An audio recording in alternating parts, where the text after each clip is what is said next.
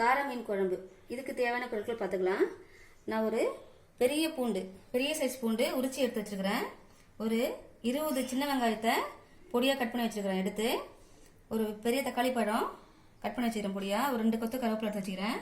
தாளிக்கிறதுக்கு வடகம் 1 ஸ்பூன் எடுத்து வச்சுக்கிறேன்.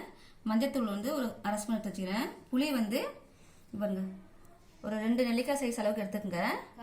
நான் கார மீன் ஒரு 300 கிராம் எடுத்து க்ளீன் பண்ணி வச்சிருக்கிறேன். ஒரு 3 ஸ்பூன் மிளகாத்தூள் எடுத்து வச்சுக்கிறேன். குழம்பு மிளகாத்தூள் தான். ஒரு 2 ஸ்பூன் மிளகுத்தூள் எடுத்து வச்சுக்கிறேன். நான் நல்லெண்ணெய் தான் யூஸ் பண்ணுறேன் இந்த குழம்புக்கு. நான் நல்லெண்ணெய் ஒரு 7 ஸ்பூன் எடுத்து வச்சுக்கிறேன். எண்ணெய் கொஞ்சம் அதிகமாக ஊற்றினா தான் நல்லாயிருக்கும், சூப்பராக இருக்குங்க. இதுதான் கார மீன். இதை பொடிக்காரன்னு சொல்லுவாங்க. இந்த பொடிக்காரை தான் நல்லது. குழந்தை பிறந்திருக்கவங்களுக்கு பால் கிடைக்காம இருந்துச்சுன்னா இந்த மீன் குழம்பை அடிக்கடிக்கு வச்சு கொடுப்பாங்க. அதுமாதிரி சளி இருந்தாலும் இந்த மீன் குழம்பு வச்சு கொடுப்பாங்க. அது சளிக்கும் நல்லது. இந்த மீன் குழம்பு எப்படி செய்யலாம்னு பார்த்துக்கலாம். ஒரு பாத்திரத்தில் 1 கிளாஸ் தண்ணி எடுத்து இந்த புளியை நம்ம இதில் ஊற வச்சுக்கலாம். இதில் லைட்டாக உப்பு போட்டு ஊற வச்சுக்கோங்க. உப்பு போட்டு ஊற வச்சுன்னா சீக்கிரம் ஊறிடும் உங்களுக்கு. புளி கரைக்கிறதுக்கு ஈஸியாக இருக்கும். அதனால நான் உப்பு போட்டு உரைக்கிறேன். இதை ஊற வச்சுருங்க. இப்போ ஸ்டவ் ஆன் பண்ணி ஒரு சட்டி வச்சுக்கோங்க. அதில் எண்ணெய் ஊற்றிக்கலாம். எண்ணெய் காஞ்சிடுது. இப்போ நம்ம வடகத்தை போட்டுக்கலாம். வடகம் நல்லா பொரியட்டும்.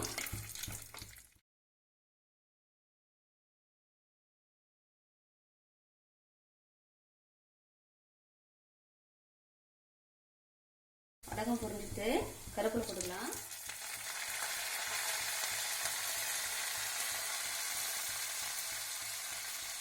கருவேப்பிலை போட்டு வெங்காயம் போட்டுருங்க.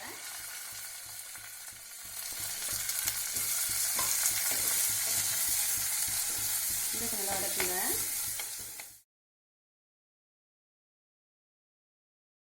வெங்காயம் வதக்கிறதுக்கு லைட்டாக உப்பு போடுங்க.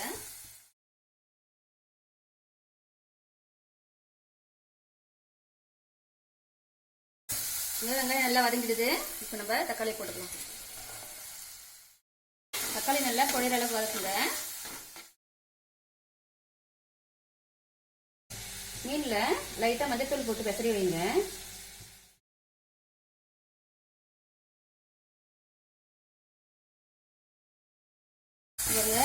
நல்லா குழைய வதங்கிடுது வெங்காயம் தக்காளி எல்லாம். இங்கே நம்ம இப்போ மஞ்சத்தூள் போட்டுக்கலாம். நான் 3 ஸ்பூன் மிளகாத்தூள் எடுத்துக்கிறேன். 3 ஸ்பூன் அப்படியே போட்டுக்கிறேன்.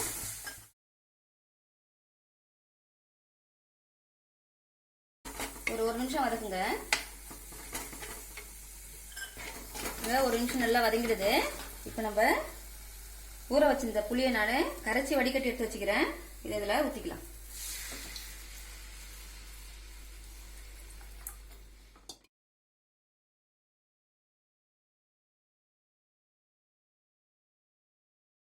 கரைச்சி ஊற்றியாச்சு.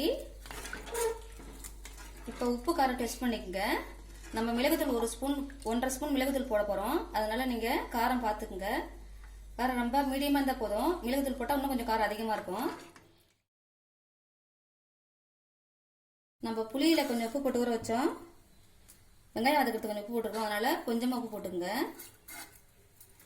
இந்த குழம்பு ஒரு 10 நிமிஷம் கொதிக்கிட்டோம். 10 நிமிஷம் ஆயிடுது. குழம்பு நல்லா கொதிச்சிடுது. இந்த ஸ்டேஜில் நம்ம மீனை போட்டுக்கலாம்.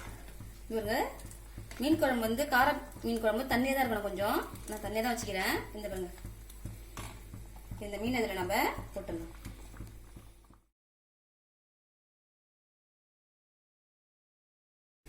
மீன் போட்டு ஒரு 5 நிமிஷம் மீன் வேகிற முடிய தான் கொதிக்கணும்.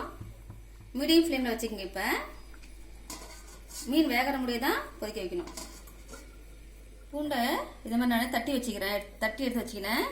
மிளகுத்தூளில் பூண்டை போட்டுக்குங்க. தட்டி தான் போடணும், முழுசாக போடக்கூடாது. மீன் வெந்துடுது. போட்டு ஒரு 5 நிமிஷத்துக்குள்ளேயே மீன் வெந்துடும் உங்களுக்கு. இப்போ இந்த பூண்டு மிளகுத்தூள் வச்சுருந்துறீங்களா, இது மாதிரி மிளகு தூளாகவும் போட்டுக்கலாம். இல்லை மிளகு நீங்கள் இடிச்சியும் போட்டுக்கலாம். ஒன்றும் பாதியமா நான் தூளாக போடுறேன். இதை இதில் போட்டுக்கலாம். போட்டு கொதிக்க வைக்கல கிளறிட்டு மூடி விட்டுடுங்க. இன்னும் மீன் வெந்துடுது. அதனால இந்த மிளகு தூளும் பூண்டும் போட்டுட்டு வேக வைக்கக்கூடாது. ஸ்டவ் ஆஃப் பண்ணிடுங்க. மீன் குழம்பு ரெடி ஆயிடுது. நம்மளுடைய கார மீன் குழம்பு ரெடி ஆயிடுது. இந்த மெத்தட்ல நீங்க ட்ரை பண்ணி பாருங்க. உங்களுக்கு ரொம்ப பிடிக்கும். பிடிச்சிருந்ததுன்னா லைக் பண்ணுங்க, ஷேர் பண்ணுங்க. நந்தாஸ் பூங்கோதை கிச்சனுக்கு சப்ஸ்கிரைப் பண்ணுங்க, கமெண்ட் பண்ணுங்க. நன்றி.